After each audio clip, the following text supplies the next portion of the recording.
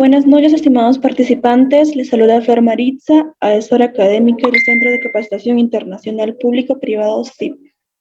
Agradezco la participación de cada uno de ustedes al curso UPDAT Manejo Clínico Actualizado de Parvovirus y Distemper. La ponencia de esta noche está a cargo del médico Ángela Parra. Para la coordinación de los materiales de estudio, clase grabada y la certificación, les dejaré los números en el chat, sin antes decirles que por favor mantener los micrófonos apagados, a menos que la licenciada solicite su participación. Bueno, eso sería todo. Buenas noches, licenciada, le doy pase a su ponencia. Bueno, muy buenas noches para todos. Entonces, la clase de hoy es sobre manejo clínico actualizado, tanto en parvovirus canino como en distemper canino. Entonces, en primera instancia vamos a empezar pues con el parvovirus canino. Bueno, entonces como tal, este virus también es conocido como gastroenteritis viral canino. Por otro lado, también se conoce como gastroenteritis parvoviral canina, diarrea infecciosa, gastroenteritis contagiosa canina, gastroenteritis hemorrágica. Por otro lado, pues este es frecuente más que todo en razas que son menores o que son cachorros que aún pues no han sido vacunados o que están afectando a pacientes que son menores a 6 meses, en el cual pues anteriormente, según pues para hablar un poco de la historia de este virus, como tal, se generó o apareció pues simultáneamente en 5 continentes en el año 1978. Entonces, como tal, pues apareció con la cepa o con los siglas como tal PBC-2, el cual pues esto surgió a finales de las décadas de 70, que empezaron a haber alteraciones congénitas y genéticas a nivel de los perros, en los cuales pues se le veían que aparecía con muchas perfusiones, con diarreas con sangre, decaimiento y que estaban siempre muy fríos. Entonces, de ahí, luego esta cepa evolucionó a 3 cepas, con las cuales pues se designan con las mismas siglas. Lo que varían es que es con 2A, 2B y 2C. En la cual pues esto quiere decir pues que esta 2 evolucionó a 2A, en el cual pues los reportes nos informan que como tal la primera variante se transmitió en primera instancia en el virus de panleucopenia felina, que es como lo mismo que es parvovirus en caninos, pero esta sería pues en felinos. Que prácticamente pues no es la misma cepa, pero nos va a presentar la misma sintomatología con un paciente con descompensaciones o la misma sintomatología de un paciente canino a felino, en el cual pues esto empezó a transmitirse luego a la cepa 2B, que quiere decir que de pronto en esta época empezaron ya a transmitirse por mapaches, por zorros, por bisontes, por otros animales que no son propios como tal de caninos y felinos, y estos empezaron a mutar en estos pequeños animales. Y por último, generando pues el 2B, que pues es como tal el que está ahorita presente en el tiempo actual en este momento. Entonces, eso sería como un poco la historia de ellos. Por otro lado, hablamos de la etiología, hablamos pues de la taxonomía, en la cual pues es un grupo número 2, el cual es un virus con ADN monocatenario, es de una familia Parvoviridae y una subfamilia Parvovirinae del género Parvovirus. Este virus pues es bastante resistente, ya que pues no tiene una envoltura, el cual lo recubra, entonces es aún más resistente al ambiente. Y aparte pues tiene un pequeño ADN de una cadena simple, la cual hace que el virus permanezca latente en objetos inanimados mucho más tiempo. Me refiero a en suelos, en la parte de pastos o en zapatos de nosotros mismos, en objetos que como tal no tienen vida propia. Entonces, la célula tiene una rápida división, específicamente pues en la médula ósea, en el tejido linfoide y en la parte del miocardio. Entonces, ella como tal, pues, se va a regenerar siempre, pues, en primera instancia en estos tres órganos y se va a replicar. Entonces, por lo tanto, el paciente se puede contagiar aún más rápido de este virus porque va a generar mucha más resistencia y latencia. ¿Cómo los pacientes se pueden llegar a transmitir? Por favor, me apagan los micrófonos. Ya a lo último de la clase, pues les permito que lo expongan para ver si tienen algún tipo de preguntas respecto a la clase. ¿Listo? Entonces, hablamos que este virus orofecal y nasal. ¿A qué me refiero? Su periodo de incubación del virus tiene un periodo de máximo a 7 días. En este periodo de incubación, el paciente aún no va a presentar sintomatologías de descompensación con vómitos, diarreas o de pronto alguna otro síntoma en este momento. Entonces, el virus se va a incubar precisamente, como les dije anteriormente, en la médula ósea, en el sistema digestivo y en la parte del miocardio. Entonces, el primer órgano que él pues va a replicar va a ser en estos. Entonces, ya a partir de los 5 días, el paciente es donde él empieza a generar esta sintomatología y es donde va a empezar a contagiar a otros pacientes.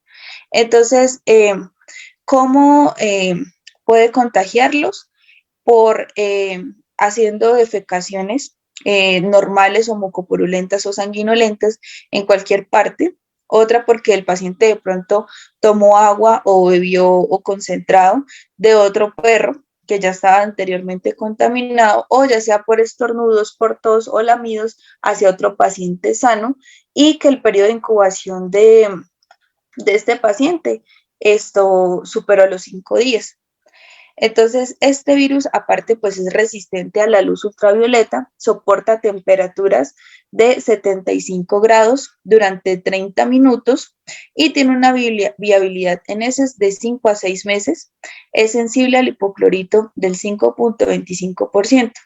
Normalmente nosotros cuando vamos a desinfectar de pronto estas áreas, la concentración del hipoclorito es bastante disminuida, entonces no logramos que este virus, como no tiene envoltura, resista pues a esta parte del porcentaje del hipoclorito. Entonces, va a durar mucho más tiempo, puede ser entre 5 a 6 meses, en donde el lugar el paciente en cierta medida pues defecó en este momento, en esa área donde el paciente estuvo. Por otro lado, pues es poco predisponente a pacientes, como les dije anteriormente, que no estaban vacunados y que sean cachorros de 6 meses. Y por otro lado, que pues los pacientes no tengan vacunaciones al día. Y por otro lado, que el paciente, uno no esté vacunado, uno tampoco pues esté desparasitado en el momento y que el paciente sufre alguna inmunosupresión por estrés, ya sea por encierro o por alguna otro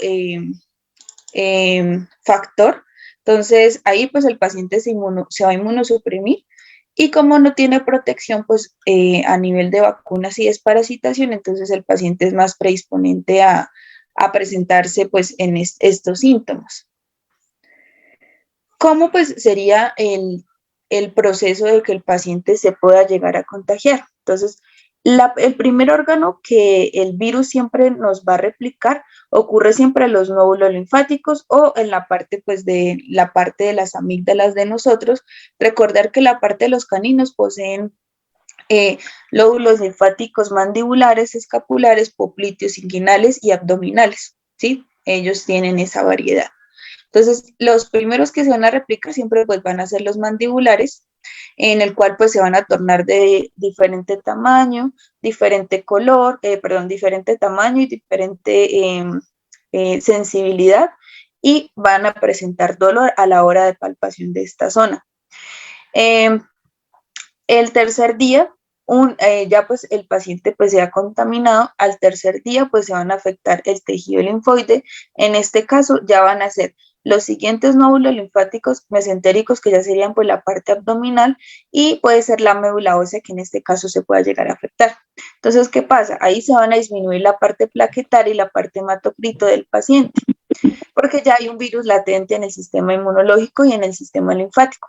Entonces, el cuarto día, el virus empieza a detectar células epiteliales del intestino delgado, en el cual pues el paciente puede llegar a presentar diarreas un poco más blandas, o diarreas sanguinolentas, o llegado al caso de pronto vómitos. En la parte pulmonar, los pacientes siempre van a tener un síntoma de broncodilatación, o de pronto una bronconeumonía espástica, me refiero un poco, no tan crónica, sino aguda inicial, que empiezan a generar tos con un poco de tos seca, ¿sí? En la parte del vaso, pues hay secuestro como tal de pronto de parte plaquetaria, por lo que ya replicó la parte intestinal, o la médula ósea, que hay como un secuestro como tal de esta parte plaquetaria a nivel intestinal. En la parte del hígado, siempre va a generar aumento en su estructura y en su funcionalidad a nivel hepática, generando de pronto que de pronto pues esta alteración nos produzca de pronto a largo plazo una hepatitis aguda o crónica del paciente. Y aparte anemias que no pueden ser de pronto regenerativas. Y a nivel de miocardio, el paciente de pronto me va a empezar con problemas de arritmias o soplos cardíacos, o haya una disminución en el paso de la aurícula y de la ventrícula, generando de pronto una arritmia inusual. Pero pues este ya sería de pronto el último factor que el virus pues nos puede llegar a afectar. La excreción activa el virus. Entonces, una vez, como les dije, se tornó el periodo de incubación, puede ser en un lapso de 5 a 7 días, y el paciente pues ya empieza a presentar heces o sintomatologías, ya es un paciente infectocontagioso para otros pacientes, ya que migró y replicó en su sistema inmunológico y inmunológico, y ya está latente para que este paciente pues pueda contagiar a los otros. Normalmente pues tenemos un cuadro clínico con dos formas de manera que se puede presentar el parvovirus, que muchos lo conocemos como solamente es la parte gastroentérica, que el paciente solamente tiene diarreas profusas, pero adicional pues se presenta siempre de dos maneras. Entonces, la forma miocárdica, como les dije anteriormente, ese de pronto puede ser el último órgano que el virus como tal colonice, pero en algunas ocasiones la parte del cardíaca se puede colonizar de primera instancia, pero recordar que primero siempre pues va a ser el órgano que es la parte de los nódulos linfáticos gastroentéricos o mesentéricos o mandibulares, y enseguida pues sí ya va a replicar a la parte cardíaca. Entonces, esto nos puede afectar en pacientes menores de 8 meses de edad en una forma crónica aguda. Entonces, cuando coloniza este órgano ya cardíaco, nos puede generar una muerte súbita inmediata del paciente. Entonces, sin embargo, pueden darse pues de pronto en adultos, me refiero de pronto a pacientes mayores de 1 a 2 años. Normalmente los cuadros de parvovirus no solamente nos va a presentarse en pacientes que no estén vacunados. Recordar que las vacunas son solamente prevención, más no es que nunca pues en la parte de crecimiento del paciente les vaya a dar cualquier enfermedad viral o hemoparasitaria por vacunas, sino que ellos solamente hacen como una memoria para que cuando el paciente de pronto le dé esta patología o esta enfermedad viral, de pronto sea un paciente que pueda salir un poco más rápido que los que no están vacunados, por lo que ya hay una memoria y hay antígenos y anticuerpos para actuar sobre esta parte vírica. Entonces, si se da de pronto en adultos que pues han superado la parte de miocarditis parvovírica, sufren posteriormente de fallos cardíacos alrededor de 5 o hasta incluso entre 4 a 12 o más años, me refiero. Entonces, cuando de pronto los pacientes que el primer órgano que colonizan, que es la parte cardíaca, posterior a este, pues van a generar siempre de pronto un fallo arrítmico, me refiero a arritmias inusuales o de pronto soplos, o disminución del paso aurículo-ventrículo, generando pues que el paciente tenga alguna falla cardíaca, entonces necesite medicamento de pronto posterior a largo plazo, ya sea de por vida, igual controles también cardiológicos, para mirar que el corazón de pronto no tenga de pronto consecuencias, o si las tienen, pues poderlas controlar a futuro.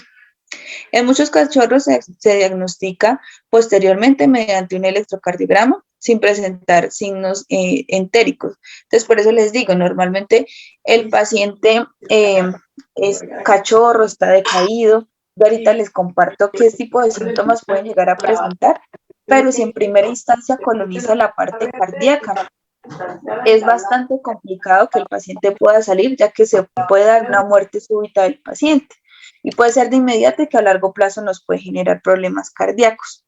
La segunda manera, pues, es la forma entérica, que es como la más reconocida y como los pacientes siempre nos van a llegar con estas patologías, entonces también se puede dar por esta forma. Entonces, es característico un síntoma febril, aumento de temperatura, vómitos, hematoquexia de un 50%, lo proporciona un cuadro de deshidratación bastante alterado, ya que el paciente nomás con vómitos y diarreas, ellos ya tienen una deshidratación de una vez activa. Entonces, al realizar estudios hematológicos suele aparecer una leucopenia y una linfopenia.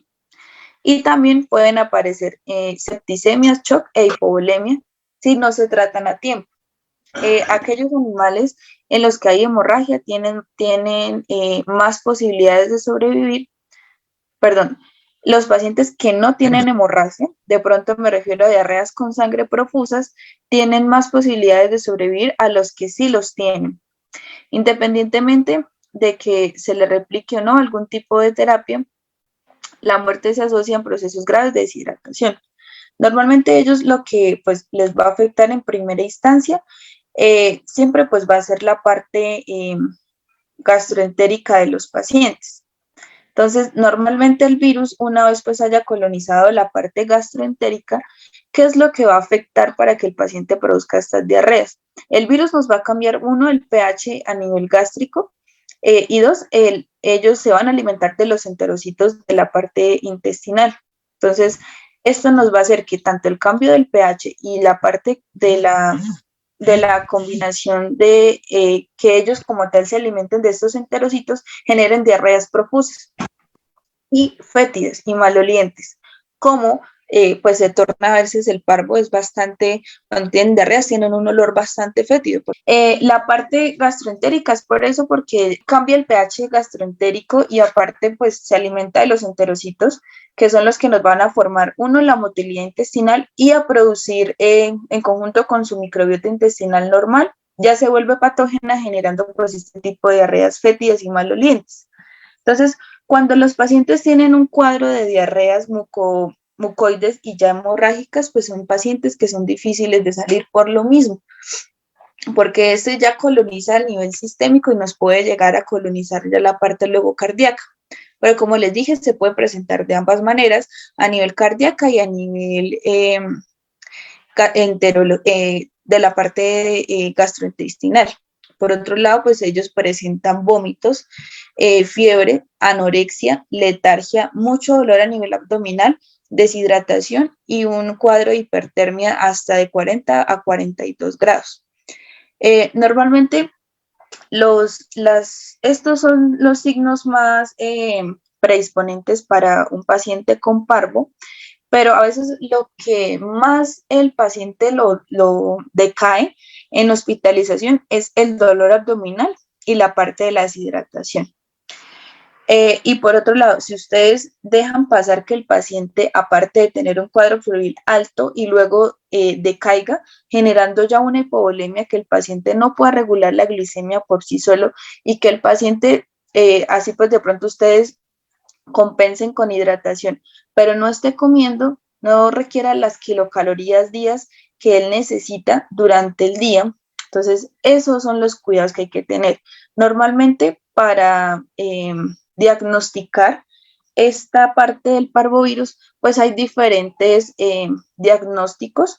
Uno, pues es la prueba rápida, que pues varios la conocemos, que es un test de prueba rápida en el cual pues se toma la muestra a través pues de un hisopo estéril que trae este equipo, se unta con materia fecal directamente del ano del paciente. Esta muestra o este hisopo se combina con el reactivo que trae la muestra y luego con el gotero que trae esta muestra ya, con la muestra de materia fecal más el reactivo, se coloca pues en la parte de la tira reactiva de este equipo, en el cual pues ella nos va a rotar entre unos 5 a 10 o 15 minutos de espera, dos líneas, una que va a marcar la control, que es la que siempre se va a marcar de manera correcta.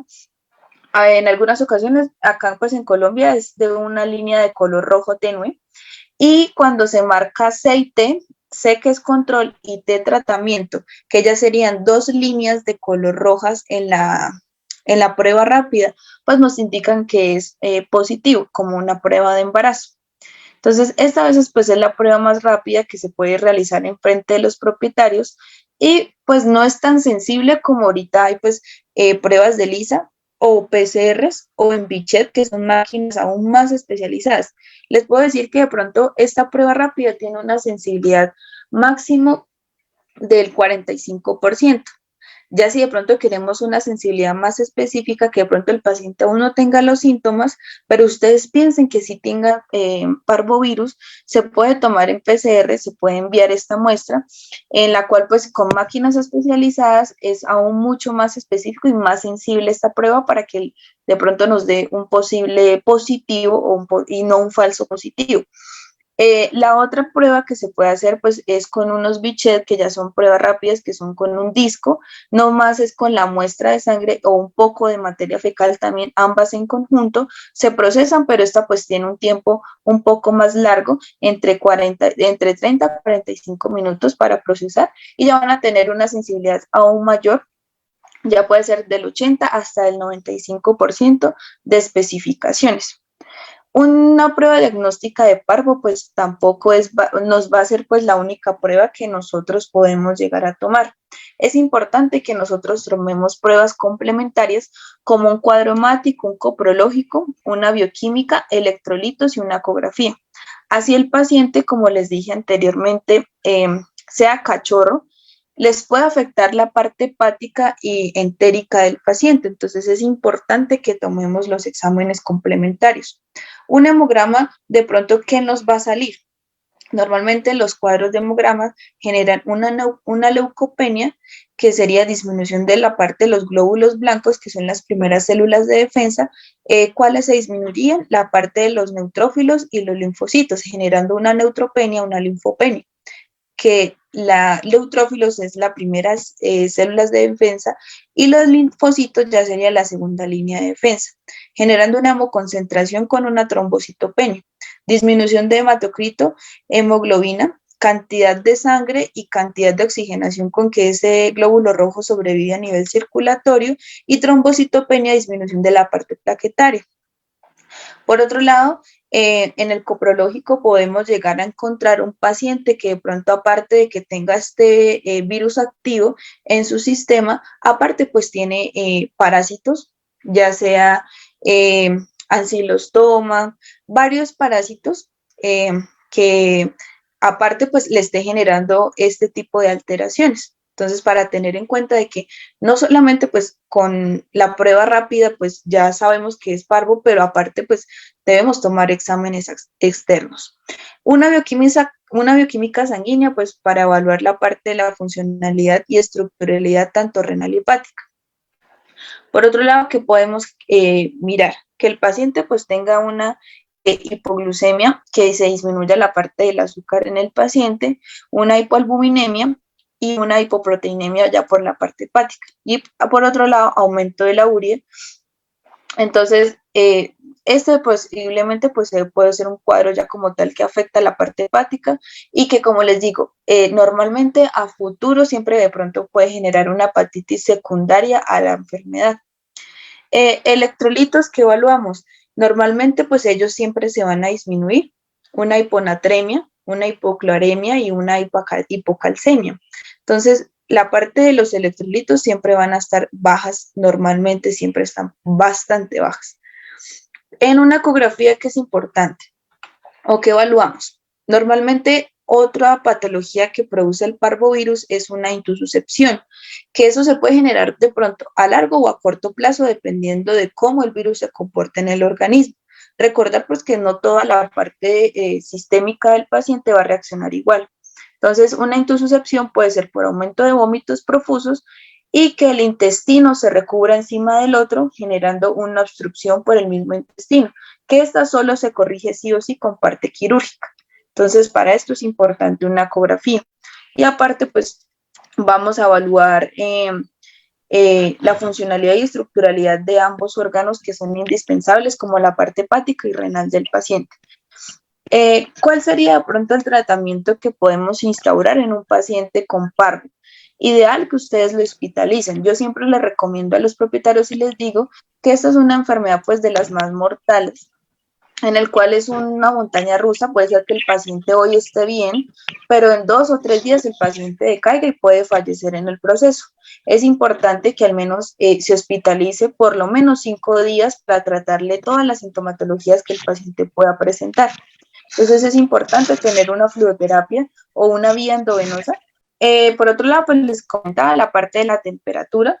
El antibiótico que más pues me va a disminuir que este virus se siga alimentando de los enterocitos y cambiando el pH gastroentérico es el metronidazol, que es un antimicrobiano de amplio espectro. Se pueden utilizar en dosis de 15 a 30 miligramos en conjunto con ampicilina o sulbactam. Estos dos, este ya pues es un antibiótico, me va a ayudar a combatir un poco pues la parte viral en dosis de 30 miligramos, o si de pronto pues no tienen estos, la otra opción sería la clindamicina en dosis de 11 miligramos por kilo.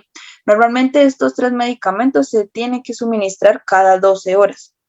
Antieméticos, la serenia. La serenia pues me va a cubrir 24 horas de vómitos, en el cual se puede utilizar a dosis de 0.1 miligramo por kilo. La vía de administración de la serenia a mí pues me hace mejor efecto a nivel subcutáneo. Llegado el caso que no tengan serenia, se puede utilizar ondansetron, pero este solo me va a cubrir 8 horas de vómitos. Entonces, se puede utilizar a dosis de 0.5 miligramos por kilo y este sí lo uso endovenoso. Si el paciente pues de pronto presenta diarreas profusas y aparte presenta pues vómitos también, entonces la manera pues de pronto controlar la parte de diarreas se pueden utilizar o implementar antidiarreicos. En Colombia pues tenemos el Pepticol, el Bismopet o el Esmecta. El Pepticol y el Bismopet es de uso veterinario, el Esmecta es de uso humano. También me gusta este porque aparte pues me va a tiene un poco de algo parecido a la buscapina, que me va a ayudar a generar una analgesia a nivel abdominal. Entonces me gusta usarlos por eso, el de humano. Pero pues el Bismopet y el Pepticol se pueden suministrar siempre y cuando de pronto la parte del hematocrito esté bien. En algunas ocasiones varios artículos mencionan que estos dos pueden bajar el hematocrito aún más de pronto lo que tenga el paciente. Entonces, mirar bien siempre la parte del cuadro clínico. Y este se puede implementar intrarrectal. Se pueden utilizar hasta 10 ml intrarrectal para causar analgesia y disminución de la parte de diarreas profusas. Analgésicos, se puede utilizar la dipirona en dosis analgésica en 18 miligramos por kilo. Esta nos va a cubrir 12 horas. El meloxicam nos va a cubrir 24 horas a dosis de 0.1 miligramo por kilo. Llegado el caso, recordar que pues la parte del meloxicam disminuye la parte plaquetaria y la parte de cuadro de hematocrito y hemoglobina del paciente. Entonces, les doy esas opciones, pero siempre mirar el cuadro en que llegue el paciente. El tramadol para la parte analgésica, 3 miligramos por kilo, se usa también cada 8 o 12 horas. La iosina o la misma buscapina se puede utilizar de 15 a 20 miligramos, nos va a cubrir 12 horas de analgesia. Y pues la buscapina ayuda mucho con la parte de pronto de flatulencias o de cólicos, que nos va a ayudar a aliviar el dolor. Es importante generar un protector hepático. La silimarina es de uso humano. También se puede suministrar Silivet, que ahorita pues ya hay de forma veterinaria, en 20 miligramos por kilo cada 12 horas. Llegado el caso, en dosis de fluimucil se puede utilizar una dosis práctica o una dosis elevada. La práctica es de 15 y la otra pues ya sería 50 miligramos por kilo. Esta se utiliza cada 24 horas y el glicopan, aparte, pues son vitaminas y minerales, ayuda a abrir un poco la parte del apetito y nos cubre como protector hepático. Se puede utilizar de dosis a 0.5 cada 24 horas también. Protectores renales, ácidos grasos, específicamente pues el omega 3, que es a base de aceite de bacalao o de pescado, que me va a ayudar mucho con la parte renal. Relan Balance son pastillas en conjunto con Renal Force. Estos medicamentos se pueden utilizar cada 24 horas hasta que el paciente pueda salir. Como son protectores renales hepáticos, pues de pronto no nos van a causar de pronto algún efecto secundario, sino pues lo ideal es proteger pues estos órganos. Como aparte sería pues ya un tratamiento que pues es como un poco más completo.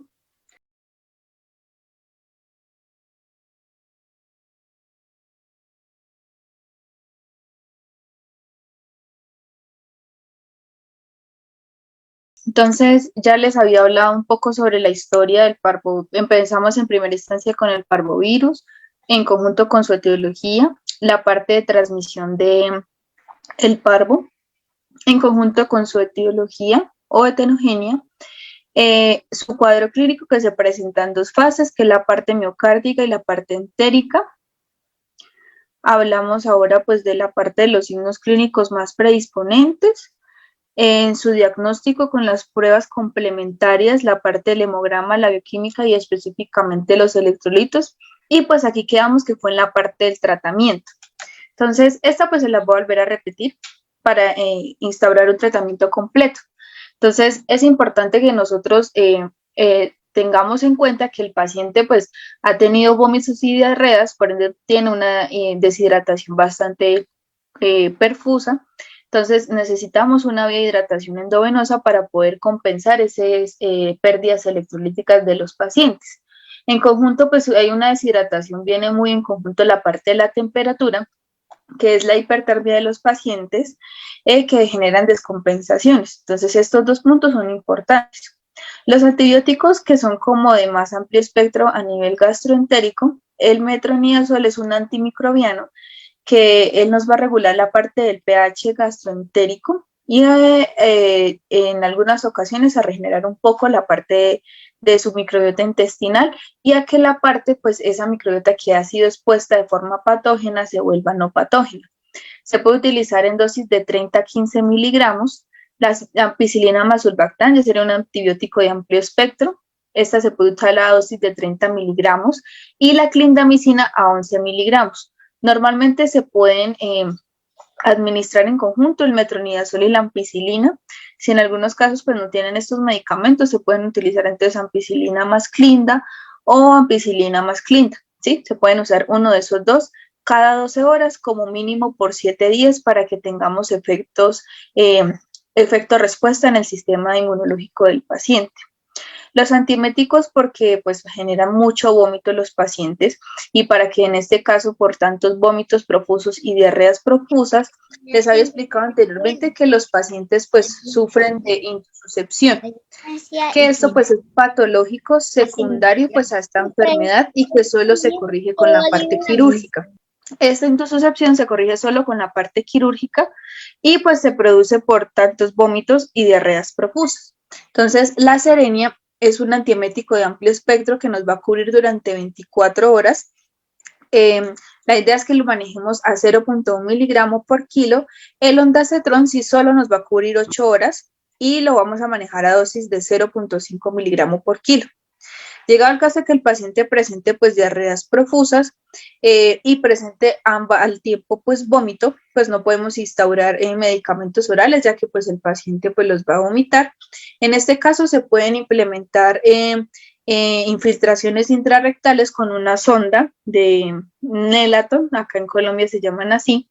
Se pueden implementar entre 5 a 10 ml de pepticol o bismoped, que son de uso veterinario, que son los antidiarreicos. El Smecta acá es de uso humano. Este viene en una papeletica en sobre o en polvo para diluir y suministrar. Entonces, este Smecta me gusta porque aparte tiene un poquito de buscapina que nos va a ayudar a desinflamar un poco la parte gastroentérica del paciente. El pepticol y el bismopen son buenos siempre y cuando de pronto el paciente tenga un sistema hematocrito y de plaquetas activo. Llegado al caso de que no lo tenga, este sería un factor de pronto para que se disminuyan un poco más la parte de las plaquetas y el hematocrito. Analgésicos para pues calmar el dolor. Tenemos la dipirona a dosis analgésica a 18 miligramos por kilo cada 8 o 12 horas, dependiendo del dolor del paciente. El meloxicam sí se cubre 24 horas a dosis de 0.1 miligramos por kilo. El tramadol es un analgésico opioide. Se puede utilizar en dosis de 3 miligramos cada 8 a 12 horas y la iosina, que es la misma buscapina, se puede implementar cada 12 horas de 15 a 20 miligramos por kilo. Aparte, pues debemos proteger la parte renal y hepática de los pacientes, entonces un protector hepático, la silimarina es de uso humano, pero es también muy buen protector hepático, se puede utilizar en tabletas en dosis de 20 miligramos por kilo. El fluimucil, dosis práctica 2,11 hasta 50, dependiendo pues de cómo esté o cómo se encuentre esta parte del órgano a nivel hepático. Se implementa cada 24 horas y el glicopan, pues aparte de ser un multivitamínico, ayuda pues a la parte del apetito y ayuda como protector hepático. Se utiliza dosis de 0.5 miligramos cada 12 horas. La vía de administración de estos puede ser la silimarina sí oral, el fluimucil siendo venoso oral y el glicopan sí oral. Protectores renales, los ácidos grasos, específicamente pues los que son de omega 3, 6 y 9, que son a base de aceite de bacalao de pescado, son muy buenos para la parte renal. El Renal Balance y el Renal Force son tabletas masticables que también pues nos ayudan mucho con la parte renal del paciente y se usan de forma oral. Por otro lado, pues para hablar un poco del tratamiento, es importante pues uno, los fluidos para compensar la deshidratación. Por otro lado, la nutrición del paciente. Llegado el caso de que el paciente pues después de generar vómitos profusos y no tenga pues una dieta kilocaloría para compensar durante el día, es importante pues que le demos de forma asistida. Llegado el caso de que el paciente no consuma por sí solo, ni asistido, o sí que toca pues en cierta medida tratarlo diferente. Entonces se tendría que poner una sonda nasogástrica para que el paciente de pronto pueda ayudar a compensarse y no decaer más. Es importante el manejo de dolor. Estas tres fases son las importantes en el parvo para que el paciente pues no nos vaya a generar esa curva que yo les digo, que el paciente un día esté bien, pero a los 2 días pues decaiga. Normalmente corremos el riesgo. Es importante informarle a los propietarios, pero siempre y cuando pues manejemos terapia de tratamiento constante. Por otro lado, si los pacientes de parvo pues llegan en una terapia de choque me refiero a que están muy hipotensos, hipovolémicos y las frecuencias en sí o sus signos vitales están muy bajos, entonces se puede implementar una terapia de fluidos de choque de 30 a 40 ml por kilo hora. Se puede suministrar de manera inmediata por 1 hora la parte de los cristaloides en choque.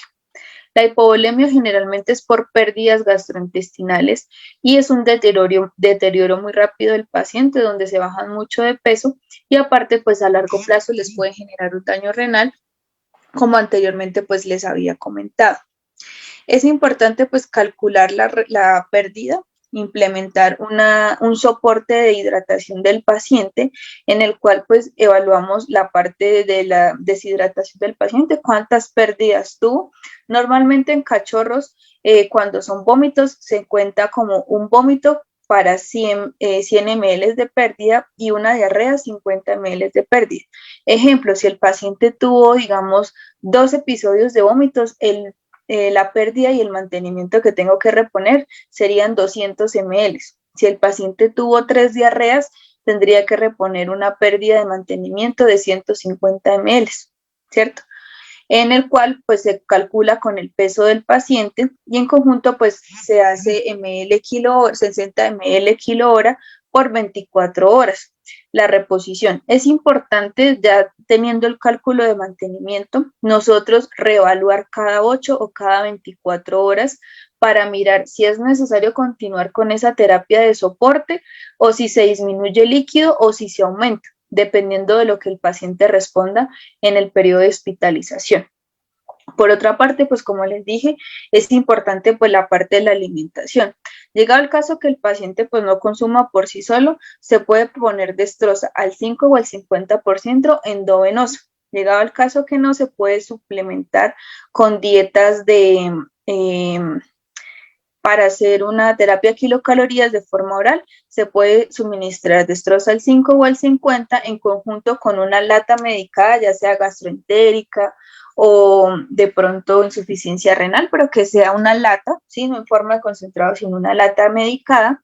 Aparte se le agrega un poquito de cloruro y se le puede agregar un poquito de miel o el glicopan que anteriormente les mencioné, un multivitamínico que sea de pronto a base de hierro, que me suplemente la parte un poco de la miel para la glicemia del paciente. Esta mezcla se puede suministrar de forma oral o si lo ponen en una sonda nasogástrica se puede suplementar por esta sonda. Normalmente en los parvos, el periodo crítico, ellos van a generar siempre un daño renal y hepático y aparte una pérdida de electrolitos, especialmente la parte del potasio.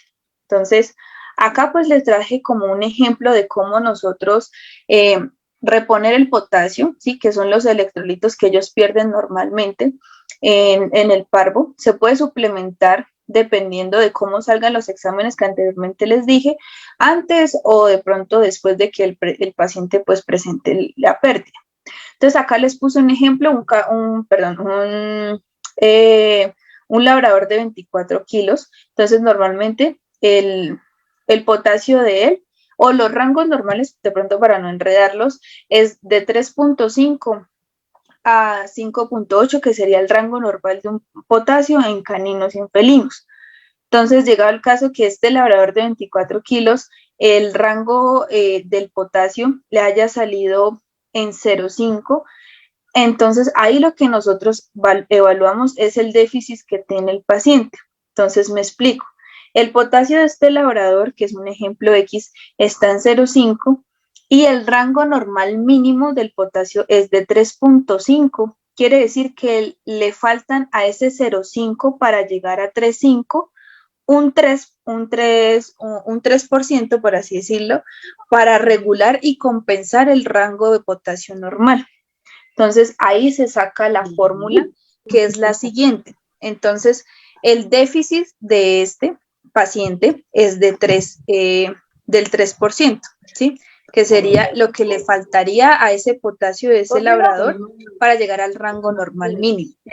Por una dosis básica que se evalúa de 0.3, que sería una dosis, por el peso del paciente. Esto me daría igual a 8.1 mini equivalentes. Entonces acá les dejo una ampolla de pues normalmente cómo pues se vería un potasio. Normalmente las ampollas vienen o la concentración vienen en mini equivalentes. Entonces, según la tabla que les voy a dejar, es para pasarlos a ml y poderlos pasar durante la vía de hidratación o en un porcentaje como tal. La ampolla trae 2 mini equivalentes y la ampolla total trae 10 ml, ¿cierto? Entonces, esta sería una regla de 3, ¿cierto? Teniendo ya en cuenta la parte del déficit del paciente y los mini equivalentes. Entonces, la regla de 3, ¿cuál sería? 2 mini equivalentes que trae la parte de la ampolla en 10 ml más los 8.1 mini equivalentes que nos dieron de la fórmula que les dije anteriormente. Entonces se hace la regla de 3, que sería 8.1 mil equivalentes por 10 dividido en 2. En total, pues nos va a dar un rango o un total de 40.5 ml, que son la cantidad de ml que le vamos a pasar al paciente vía endovenosa. Es importante que en esta vía endovenosa que se va a suministrar el potasio, no haya ningún otro medicamento, que solamente se pase el potasio.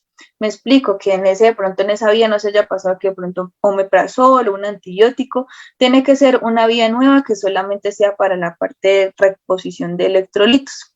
Entonces acá hay una tabla más o menos para que nosotros nos guiamos dependiendo del déficit, para que de pronto si se enredan con la tabla que les acabo de explicar, perdón, con el ejemplo que les acabo de explicar. Entonces, con la tabla recuerden pues que el déficit del paciente anterior estaría en el rango de 2.6 a 3. Y entonces en total le corresponderían 40 min equivalentes como se ve en la tabla. Pero pues si lo quieren ser como un poco más exactos, pues lo pueden sacar el déficit de electrolitos con esta tabla o esta regla de 3, ¿sí? Esta sería lo mismo para el bicarbonato, pero esto normalmente en parvo es un déficit más completo que pues es el de potasio.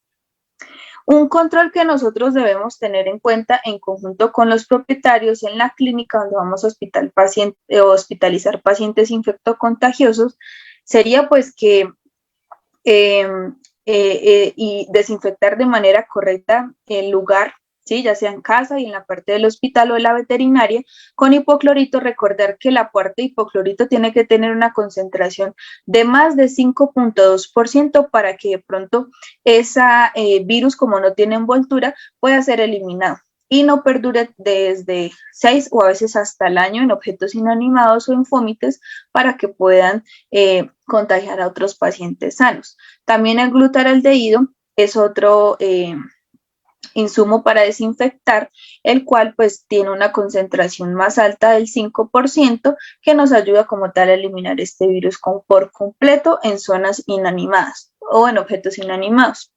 Por otro lado, pues aquellos pronto animales que vengan del extranjero, que pronto que vienen por X o Y razón a este país o a otro, pues es importante que ellos permanezcan en cuarentena como mínimo 10 días, con el fin de que de pronto ese paciente que viene del extranjero no tenga la enfermedad y la pueda pues llegar a transmitir en ese lugar o que él se contagie en el lugar. Entonces lo ideal es que mantengan pues una cuarentena prudente para que no se vayan a contagiar. Por otro lado, pues la vacunación en animales es susceptible, lo cual pues realiza mediante la aplicación de vacunas monovalentes o polivalentes. Lo que se refiere pues es que el plan de vacunación debe ser activo. Normalmente los cachorros procedentes de madres vacunadas inician la vacunación a los 45 días y el intervalo de cada vacuna es de 15 a 21 días. Es importante, pues, antes de nosotros suministrar la parte de la vacunación a cualquier cachorro, tomar un hemático de control con el fin de que él no tenga de pronto una anemia activa o un hematocrito bajo o los blancos, pues, alterados, para saber que inmunológicamente el paciente está bien y poderlo vacunar. Otra observación que les dejo es que llegado el caso de que los pacientes hayan presentado parvo aún no estando vacunados y de pronto ya cumplan los 3 meses y hayan superado el parvo, de una vez terminado el tratamiento, tomar de nuevo exámenes de control como el hemático, que es algo básico importante. Si sale todo bien, continuar con la vacunación, pero en este caso no sería la primera porque ella tiene 3 meses. Le tocaría de pronto para esa edad la que le seguiría, que sería la triple canina, que sería adenovirus, moquillo y leptospira, ¿sí?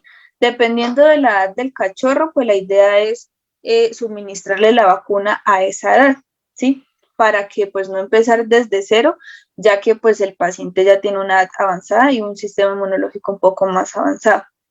El total de vacunas en ellos normalmente es de 7 vacunas, para que pues generen una inmunidad correcta. Después de la última vacuna se cuentan de 15 a 21 días para que generen inmunidad de la última vacuna y poderlo sacar pues a a la calle o pues al lugar que no sea pues en el hogar. Por otro lado, pues hablamos del distemper canino, también conocido como el moquillo canino.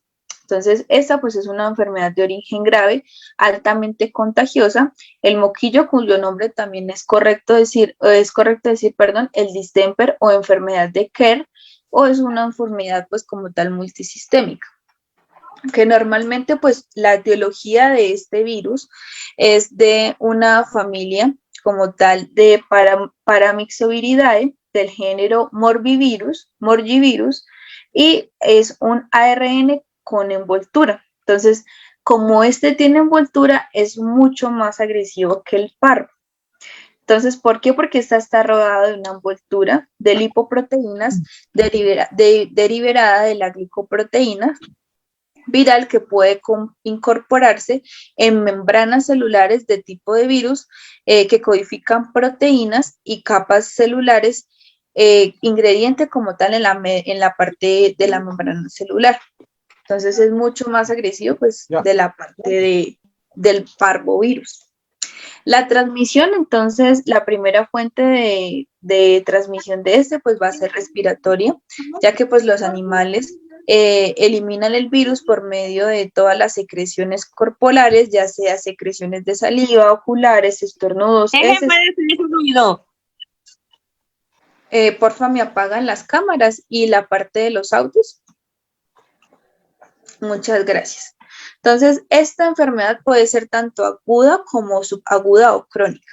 En la parte aguda, pues es alta replicación viral, produce encefalitis de material gris y blanco, específicamente pues en la parte cerebral, presenta pues de pronto una linfopenia, disminución de los glóbulos blancos, dismineralización, puede ser inflamatoria o no, y infección a nivel neurológico.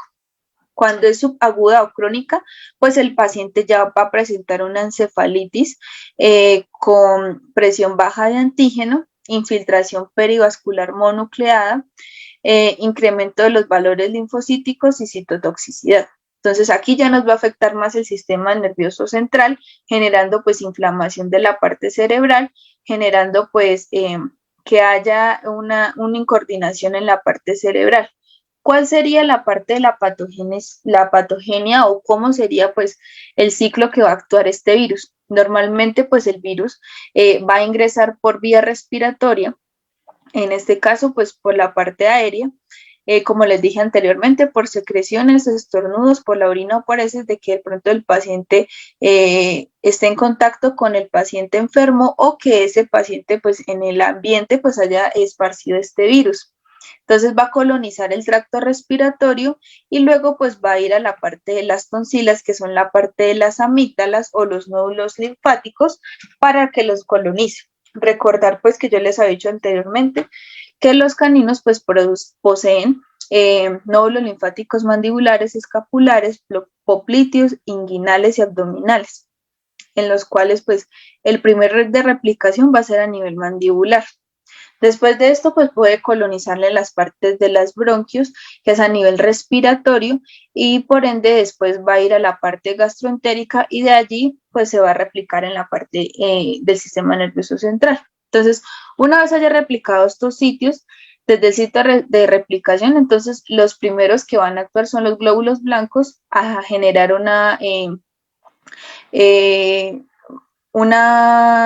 los macrófagos van a encapsular el virus, a fagocitar, se dice la palabra, el virus con el fin pues de disminuir este virus del cuerpo. Entonces por ende se van a bajar los glóbulos blancos, entonces de allí pues este se va a dirigir a la zona linfática, me refiero a la parte de circulación, y luego pues va a la parte del corazón y el ende coloniza el sistema nervioso central y cerebral del paciente.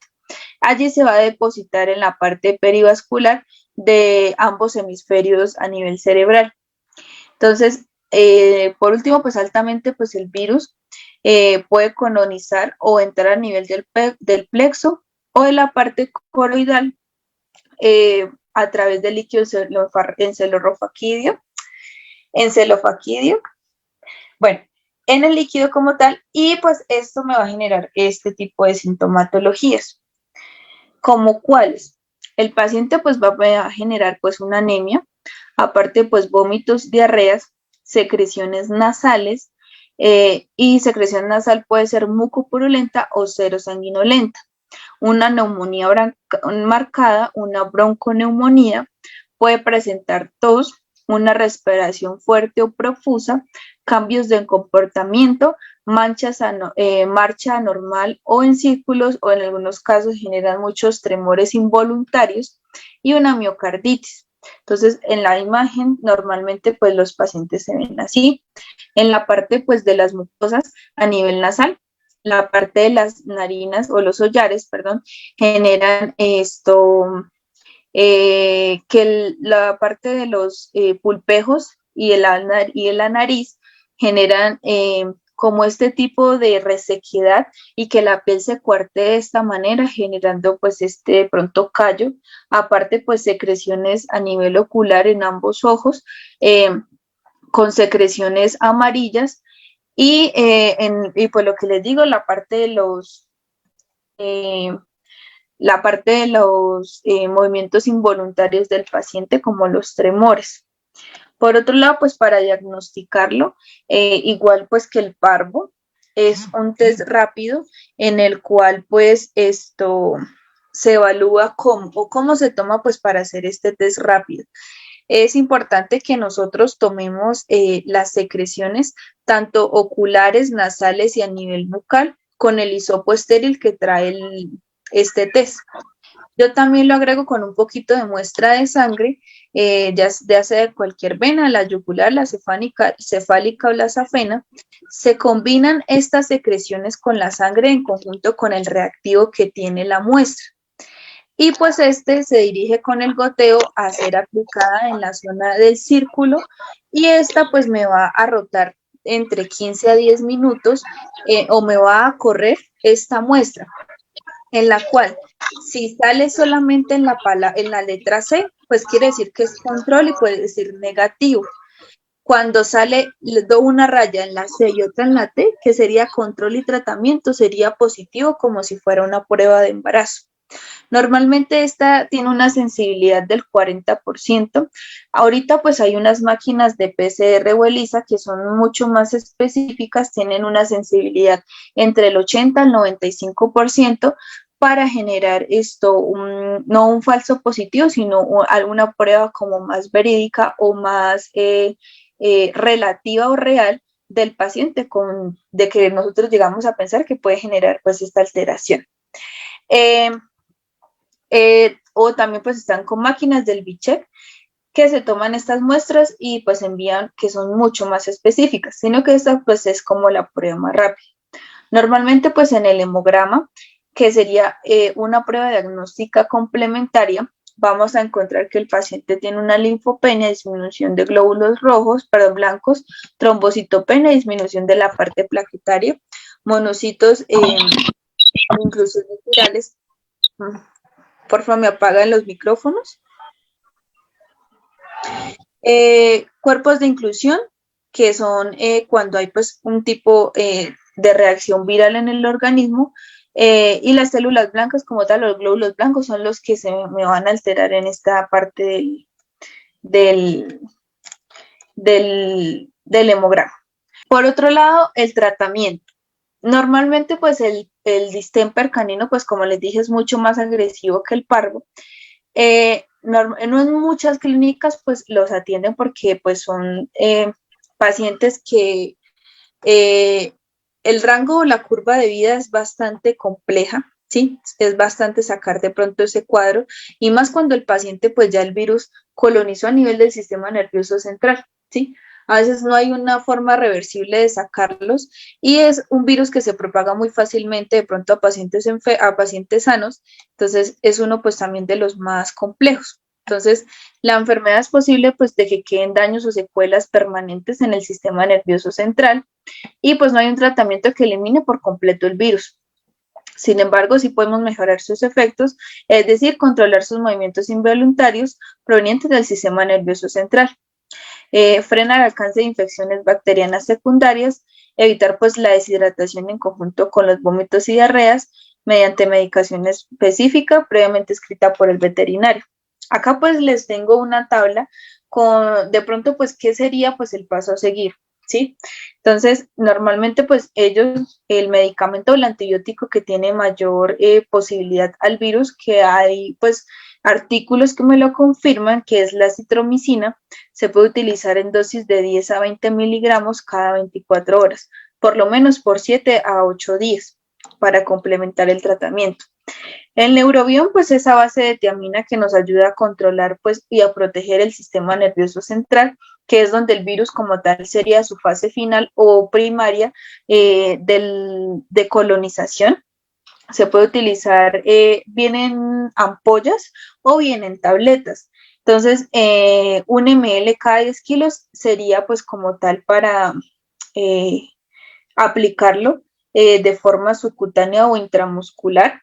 Eh, y este pues no tiene replicación, por lo menos por 15 a 20 días pues aplicar este protector neurológico, o también vienen tabletas que sería un comprimido también para 10 kilos cada 24 horas, ambos medicamentos, tanto oral o endovenoso, eh, para proteger la parte neurológica. La vitamina A por la parte por la parte del sistema nervioso central, pues afecta mucho la parte de la visión de los pacientes. Entonces, la vitamina A, pues es un protector a nivel de la visión, no un protector, sino pues nos ayuda a que no se vaya a desmejorar mucho la parte visual. Entonces, se usa en tabletas para 10 kilos, una tableta cada 24 horas, también por un tiempo prudente, entre 15 a 20 días. La dipirona, si el paciente pues tiene una hipertermia, aumento de su temperatura, se puede utilizar a dosis de 28 miligramos cada 12 horas o cada 8 horas, dependiendo de cómo siga el paciente. Si la queremos usar a dosis analgésica, se puede utilizar en dosis de 18 miligramos por kilo cada 12 horas. El tramadol, un opioide para aliviar un poco también el dolor, se puede utilizar de 1 miligramo por kilo cada 8 a 12 horas, dependiendo pues del dolor del paciente. El diazepam, pues es una benzodiazepina para de pronto los pacientes que tienen una convulsiones o que ya presentan con convulsiones incontrolables, se puede suministrar a dosis de 0.5 por 0.25 miligramos cada 12 horas. Esta sí es de forma endovenosa. La quepra, pues es esto de uso oral, es un comprimido de 20 miligramos por kilo, me va a ayudar también con las convulsiones de los pacientes a que pues se relajen un poco mejor. Llega el caso de que el paciente, esta se usa cada 12 a 24 horas. El esmecta, como les dije, es un antidiarreico, llegado el caso de que el paciente presente un cuadro diarreico. Les dije pues que anteriormente pues esta es de uso humano y pues me gusta usarla porque pues tiene dosis analgésica para nivel abdominal. Se puede usar de forma oral o intrarrectal. Un sobre diluido como tal dependiendo del peso. Normalmente pues yo sobre completo se puede suministrar hasta un paciente de 20 kilos diluido en 5 ml de agua, se puede suministrar completo. Cada 12 horas. El fluimucil, normalmente me va a afectar mucho la parte hepática del paciente. Esta curva del fluimucil la realizo cada 24 horas. Las dosis son bastante elevadas, pero esto me va a ayudar un poco a la parte de la estructura y funcionalidad del hígado. Entonces, la primera dosis es a 125 miligramos. 24 horas, pasados 24 horas, disminuyo la mitad de la primera dosis, que sería 75 miligramos. Luego espero 24 horas, le doy la mitad de la última dosis, que sería 35 miligramos. Espero al siguiente día, tomo una bioquímica a ver cómo van los valores a niveles hepáticos, si disminuyeron, aumentaron, a ver si es necesario continuar con la medicación o no. Las serenias para contrarrestar la parte de los vómitos que nos va a cubrir durante 24 horas, que es la uso a dosis de 0.1 miligramos. La destroza al 50 es para la parte de la glicemia y la parte de la hipovolemia que pueda llegar a presentar el paciente. Se utilizan bolos de 20 miligramos cada kilo o cada 5 ml cada kilo para complementar la parte de la hipovolemia del paciente. Se usan dosis endovenosa. Como prevención, pues esta, como les dije, es una de las más agresivas de la parte viral. Entonces, la prevención pues se basa siempre en la vacunación, pero como les dije, las vacunas pues no son, solamente son prevención, más no es que los pacientes nunca pues les vaya a presentar cuadros virales. Entonces, evitar que de pronto este paciente enfermo pues contagie a pacientes sanos, por eso es importante mantenerlos en cuarentena o en lugares que sean solamente o específico de infectocontagiosos. También pues la idea pues es limpiar el lugar donde el paciente estuvo con glutaraldehído o con hipoclorito. También en las me refiero en la concentración a más del 5% para que este virus pues no replique, y más como tiene envoltura del ARN, pues es un poco más difícil de eliminarlo por completo de las fómites inanimados. Y por otro lado, pues llegado el caso de que el paciente a lo último pues ya no tenga como tal una respuesta fisiológica al tratamiento y que ya quede con secuelas muy avanzadas, que no es capaz de su marcha y que el paciente pues esté sufriendo. En este caso pues yo les aconsejo de pronto pues la eutanasia en algunas ocasiones cuando el cuadro pues ya tenga convulsiones muy agresivas, que el diazepam y la quepra no nos hagan efecto y que a lo último generen una encefalitis a nivel del cerebro, inflamación del mismo y que como tal el virus pues haya colonizado de una manera muy agresiva la parte del sistema nervioso central. Pero llega el caso de que no, pues se puede tratar de forma dosis-respuesta. Si no, pues sería bueno pues implementar para no causar tanto sufrimiento del paciente. Generalmente quedan siempre con algunas secuelas, pero pues de pronto secuelas que puedan vivir, ¿sí? Que puedan comer, que puedan deglutir y defecar. Llegado que no, pues sí tomar de pronto esa decisión como médicos veterinarios, recomendarle a los propietarios. Y pues eso era lo que quería compartir para complementar la parte del parvovirus y el moquillo canino en pequeñas especies. Ahora pues vamos a pasar a la parte de preguntas. Entonces no sé si tienen una pregunta respecto a la charla del día de hoy para pues solucionarle las dudas o inquietudes que tengan respecto a la clase. De igual manera pues el material se va a compartir con la asesora para que pues lo tengan a su disposición. Me preguntan por el chat, ¿se puede reinfestar un perro que ya le haya dado? Normalmente, digamos, si el paciente de pequeño generó pues un parvovirus y salió del cuadro, se puede infectar de pronto a largo plazo, es de adenovirus o coronavirus o distemper canino, ¿sí? Recordar que pues el parvovirus no es el único virus latente en la parte de pequeñas especies, pero si me dices que volvió a recaer en parvo, posiblemente pues puede ser un falso positivo, ya que de pronto en perros mayores normalmente les puede dar máximo hasta los 5 años, pero puede estar predisponente a otras enfermedades, no siempre a la misma.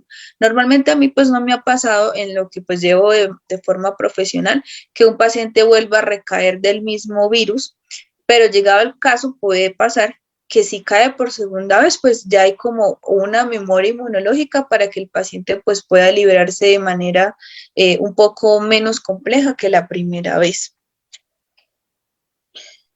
Me preguntan, ¿qué otra alternativa como antibiótico que pase a través de la barrera hematoencefálica? ¿Qué otra alternativa como antibióticos que pase a través de la barrera hematoencefálica? Ahí sí me gustaría que me aprendieras el micrófono y me explicaras tu pregunta. No te entiendo la pregunta que me quieres realizar. Entonces, la estudiante que me preguntó, pues la de barrera hematoencefálica, me preguntas que qué antibiótico de elección ya cuando hay esa fase neurológica, el antibiótico de elección. Entonces, normalmente pues yo les había dicho que la acitromicina, pues es el antibiótico de elección que no nos va a eliminar por completo la parte viral en el distemper canino, pero nos va a ayudar a contrarrestar y tiene mejor respuesta que de pronto un metronidazol o de pronto pues una sulfa, ¿sí? Entonces, ya cuando pues hay signos neurológicos, lo que debemos contrarrestar pues son los protectores como el neurobión que tiene pues tiamina o si no la vitamina A, que es para la parte visual. Pero pues el de elección es la citromicina, ¿sí? Entonces, no nos va a ayudar por completo porque ya cuando hay proliferación ya a nivel sistema nervioso central, pues ellos van a presentar mucho más tremores a nivel pues de todo su organismo y pues aparte puede generar una parte a nivel cerebral bastante compleja, ¿cierto?